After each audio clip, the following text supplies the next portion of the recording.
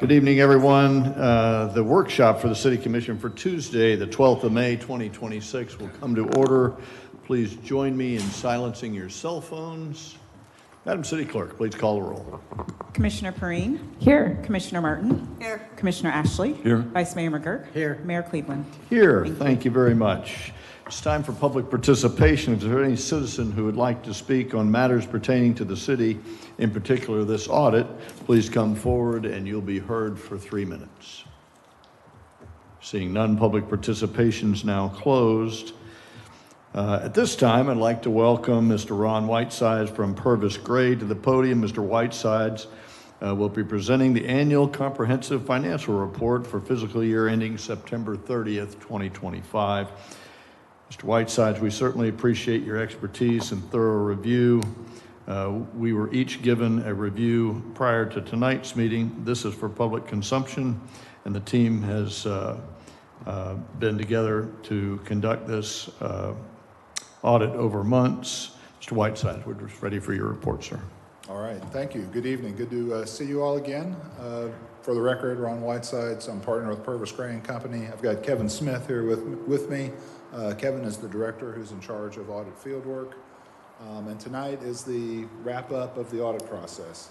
So I'm going to walk you through a presentation on the overhead rather than the big book to sort of keep it higher level. But if there's anything that you want to talk about that I don't cover, please feel free to ask me questions as we go. First of all, I'll end the suspense. The audit went very well. Am I Trying a little more microphone. more mic? The Okay. rain's drowning you out. Okay. Yep. I'll stoop a little bit. I think we have a height issue with it, but Hey, I like that where it is. So this is the wrap up of the process. So the audit went well. Your finance team puts a lot of work in getting ready for us before we ever come to do the audit. They were well prepared. The audit went smoothly and as we would hope it would. So congratulations to your team for that. Now I'll go through these slides, and since we did each meet individually, this will be fairly high level and brief. First of all, what do we do in an audit? Well, we render an opinion on the financial statements. We render reports on your internal controls that govern how financial data is accumulated and presented for your use and for your citizens' use. We issue reports on any compliance. Hey, look, that's smart. Yeah, very good. Thank you. I would have never have thought of that. We also issue examination reports in accordance with some Florida statutes that govern investment of public funds. It is really coming down out there, yeah. And CRAs, and we also conduct single audits over your federal and state grant assistance. So what happened? Well, we've issued an unmodified opinion, a clean opinion. That's the highest form of assurance we can give as your auditor. We had no findings or reportable conditions as a result of your controls and processes over financial reporting. So all of those letters were clean. We do look at how you handle your investments, non-pension investments, to make sure that you handle them in accordance with Florida statutes, which requires that you prioritize liquidity and security of those over rate of return, that you not be speculative. And we also look at spending in the CRA. Also require that we specifically address it in Florida statute. Those two letters are clean. We had no issues with either of those areas. And finally, we issue a letter that the Auditor General requires to cover a series of other things, including that whether or not you're in what's called a financial emergency, which basically means you can't pay your bills on time. Clearly, none of that. So all of those reports are clean as you would want. These next couple of slides deal with some required communications between auditors and governing bodies. This first one is to let you know that there are significant estimates in the financial statements. The big ones are related to the pension and other post-employment benefit plans. So if circumstances change, benefits change, investment returns change, these amounts, which are liabilities, change significantly and can significantly affect the financials. But again, this is just to let you know that we do have large estimates. There are complicated things that you hire actuaries to calculate. We review those calculations as part of the audit. This slide talks about some insight into the audit process that might not be evident from the statement itself. We did adopt a new accounting standard this year dealing with compensated absences. That did not have a big effect on the city's financial statements. All of your practices, accounting practices and disclosures are consistent with what you've done in the past and customary for Florida local governments. And these last two items, were there errors in the financial statements that we detected as a result of the audit, or were there other difficulties in performing the audit? There were not. Talking over the rain has been the most difficult moment of this process. So, the audit went well. We didn't make any significant adjustments, which means that your team is getting the financial statements right before we come in, which is how it's supposed to work. So all went well there. All right, we'll take a look at at a high level, at some of the financial results. So this is the income statement for the general fund with the current year and prior year. So we look at revenues and expenses and then the net change in fund balance for the year. You see that revenues increased $4.8 million over the prior year. That's that first highlighted blue row, total revenues. And that is coming from the tax line item. So this year, there was about a 10% increase in the valuation of real estate. And so property tax revenues increased about 10% because of that. The other revenue items, you'll notice intergovernmental revenues are up over $600,000. That's because of some FEMA grant revenues you received this year. So related to Hurricane Ian, actually, a couple of years ago. So it takes FEMA a while to get those monies to the recipients. So some of that came in this fiscal year. And then you'll see there's a decrease in other revenues. That's primarily interest earnings are down because interest rates are down. And the expense line items and total expenses are up $6.9 million in the general fund over the prior year. And you can see most of that comes from general government and public safety. General government's up $3.1 million. Of that increase, approximately $1.7 million of that is hurricane costs related to Hurricane Milton in October of 2024. So that's debris cleanup and things of that nature that are the major driver there. And then public safety is up $2.6 million. That is primarily salaries and benefits related, raises, union negotiations, and additional FTEs in public safety. So in total, the general fund for the year is actually up $8.6 million over the prior year. Now, a big piece of that was there was $4.8 million transferred back to the general fund from the stormwater fund that the general fund had transferred over in prior years. Those funds, those projects were either done with other funds or not completed, and so some of those funds were sent back. And where does that leave the general fund? The balance sheet, there's $33 million of assets, primarily cash and investments, $3 million of short-term obligations, leaves a net of almost $30 million of fund balance. Of that fund balance amount, $9 million is assigned. What that means is that it's earmarked. In this case, primarily for the 2026 budget. You use those monies to balance that budget to do some capital projects in the current year. That leaves $20 million unassigned, which is available for any governmental purpose. Your 25% reserves are part of that. In total, that's about 42% of annual expenditures, which is about 5 months. So the Government Finance Officers Association recommends you have a minimum of 2. So you're at 5. I've always felt like a Florida local government probably ought to have at least 4 months in reserve because of how hurricanes work, and it takes a couple years to get reimbursed by FEMA. So from my perspective, I think you're at a healthy fund balance level. Now, I will say that that's just based on looking at the financial statements. It doesn't address infrastructure condition, any growth needs, anything of that nature. But from a financial statement perspective, in a healthy financial statement position. And we'll look at one other operating fund. This is sanitation, garbage, which is the major enterprise fund of the city. Revenues are up over $500,000 this year because of rate increase for sanitation services, and costs were up over $400,000 because of additional hauler and landfill costs. So in total, the enterprise fund operated at a $1 million excess this year. And we do that same analysis of looking at assets, liabilities, and what we call net position in this fund. There's $3.5 million of net position. So again, that's about 4 to 5 months, similar to what we saw in the general fund. And then lastly, we'll take a look at the pension plans. Both plans had very good years. This is the income statement for the police and fire pensions. And as you can see toward the bottom there, the realized rate of return on investments for the plans were 21.9 and 19.2% for the year, well in excess of their actuarially projected rates of returns. So very good investment performance years. And when that happens, this is an analysis of looking at the investments in the plans versus the actuarial calculation of what the liability for pension benefits are.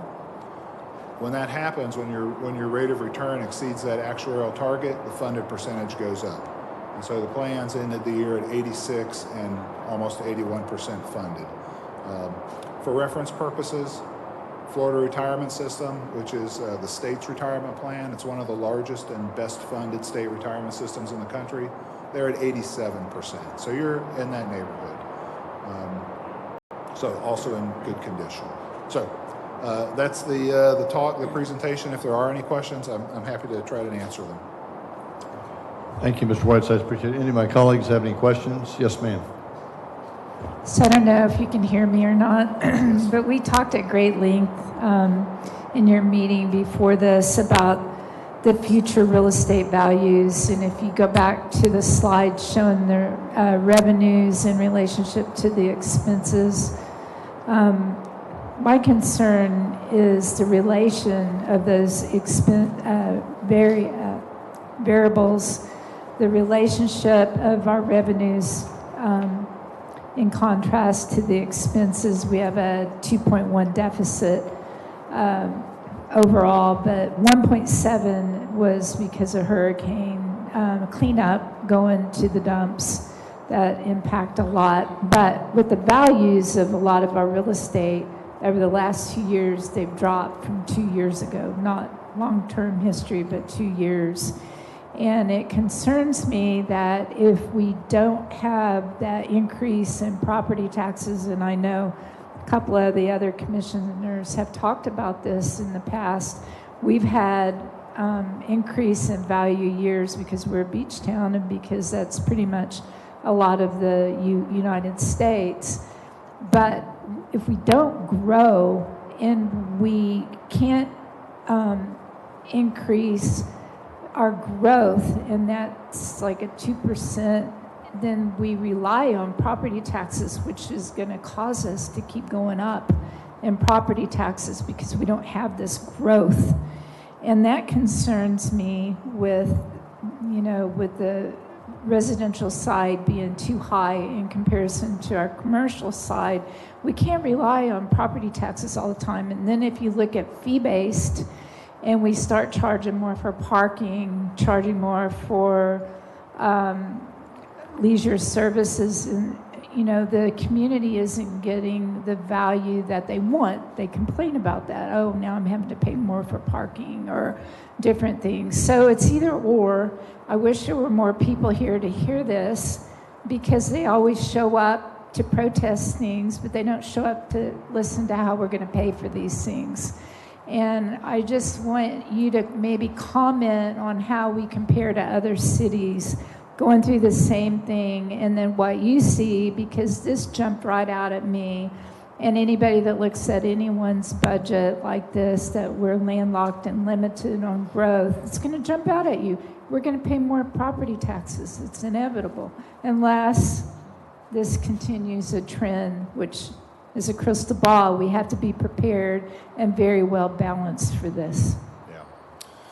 You're right. Local governments in general are extremely dependent on property tax revenues. That's generally true of most cities and counties. Coastal communities, generally speaking, have had a lot more growth in the valuation. They typically have lower millage rates, so it doesn't mean that it's necessarily better or worse to be in a a low-value property area versus a high-value property area, because what tends to happen is if you're in a lower value area, you pay a higher millage rate. And so it sort of works out. At the end of the day, you got to fund government services. The general answer to your statement, I think, question is, yeah, if it's not property tax revenues, because either you want to limit the impact, or let's say the state limits the ability to generate property tax revenues, which I'm sure you're all aware they've talked about, you're going to have a choice of either providing for those services from other types of revenues. Special assessments for fire service are a popular option. Fees for services, for user services is another way to go at that. Or you reduce service levels. Those are, it's because it's just a mathematics equation at the end of the day, really. Yeah. And even doing the fire user fee, it's a tax. I look at it the same thing. It's people are going to pay one way or another, whether it's your property taxes or fire tax or, you know, it's these things have to be funded. And when we don't have the growth on the properties that we need to keep our taxes in balance, we have to look at all of these things. And that's what I hope we can get this information out to the public, that our expenses are going to go up no matter what. You can't control that. Fuel's higher, electric's higher, utilities are higher, you name it. Our fees are going to always go up one year after the next unless we cut wages, which we're a growing city. We can't do that. We have needs for more firemen, more policemen. So it's just a balance that we have to. And I'm grateful that you went where you did with me in depth with this to see how we compare to other cities. And it's a challenge. And it's a challenge that so far we've been very blessed to have our property values increase, except for the last years. They haven't gone down tremendously a lot. Not all the properties have went down, but we saw a trend in the last 2 years, big time. Thank you, ma'am. Appreciate that. Commissioner McGurk. Thank you, Mayor. In our discussion earlier, I asked you whether or not we had any deficiencies or you had any concerns over the audit. Yeah. No deficiencies. We reported no items like that in the financial statements. It's a clean report. The management team is doing a very good job of taking care of all the financial matters we look at to generate complete and accurate financial information and comply with all the rules of grants and things of that nature. Fantastic. And thank you for pointing out the return on the pension boards. Those for many years underperformed. It's good to see that they're overperforming at this point. Thank you. Any other questions from any of my colleagues? Just a couple, Mr. Whiteside. How many of these audits a year do you do of cities of our size? We conduct about 30 municipal audits in Florida 30? per year. How many of them receive the clean bill of health, the top grade that you gave this group? Yeah. How many of those? As far as getting an unmodified opinion and no findings as part of the audit, I would guesstimate half or less. Half of them. Probably. Okay, very good. Mr. Cowper, is this how you expected this to come out, sir? Is this what you wanted? Absolutely. Okay, very good. Well, sir, we appreciate the clean bill of health. We likely expected it. We've watched Miss Director Jury go through this department in the last couple of years she's been here, and we certainly expected this great report. But we're grateful for your substantiation as an impartial judge and see how it went. Right. Thank you very much. Thank you. Anything else from my? Yes, ma'am. Just want to point out, Joanne's department has done a phenomenal job getting us to the point where you could have a nice, clean audit. So thanks to the team. Thank you, ma'am. Thank you, sir. Appreciate that. Any other business? Okay, we're adjourned.